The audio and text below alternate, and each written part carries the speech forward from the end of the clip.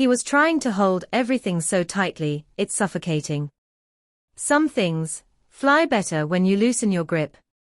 This is a story about a man who tried to control every detail of his life, and how life taught him that freedom begins where control ends.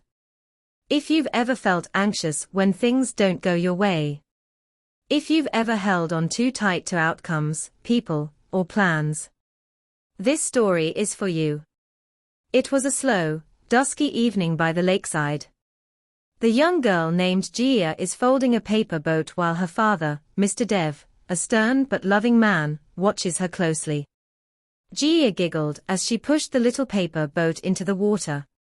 It tipped once, twice, but floated on.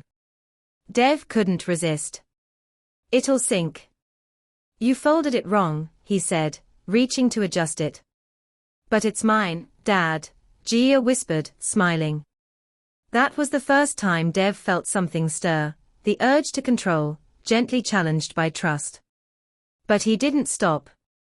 He just couldn't. Years passed.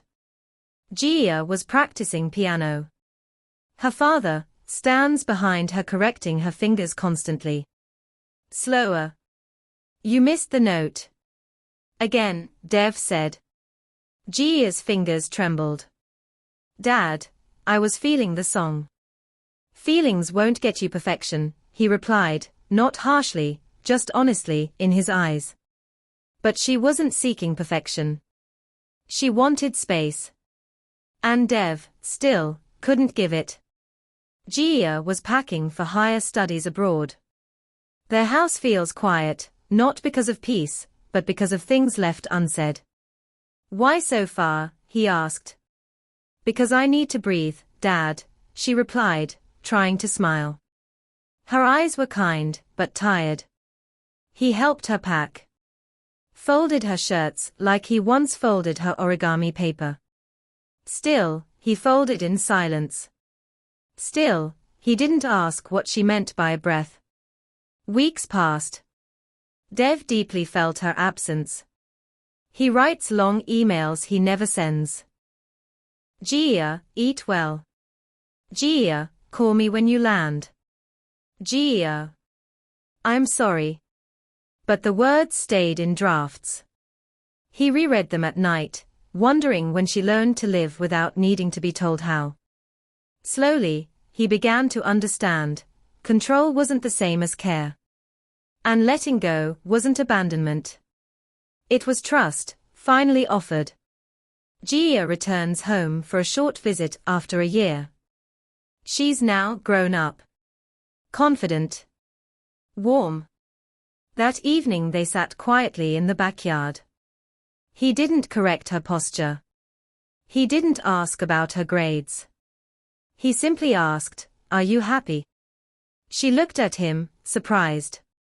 "Yes, Papa. I am. You taught me a lot. Even if I didn't always say it." A pause. "And now you're teaching me something new, how to be free, without walking away." Soon, Jiya was a bride. Dev gives her a gift, a small wooden box. To her surprise, it was the paper boat.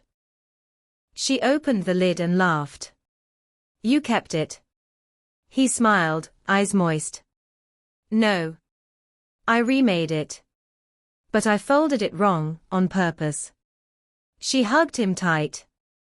That was the day Devonsh let go, completely. Not out of defeat, but out of love. Because some boats float better when you don't try to steer them. Control gives us the illusion of safety. But the tighter we grip, the more life resists. Letting go isn't weakness. It's the highest form of trust. Of love. Of freedom, for you and for those you care about. We often think control protects our loved ones. But more often, it cages them and us. Letting go is hard. But when we do, we finally make room for growth, connection, and joy. Just like Dev did.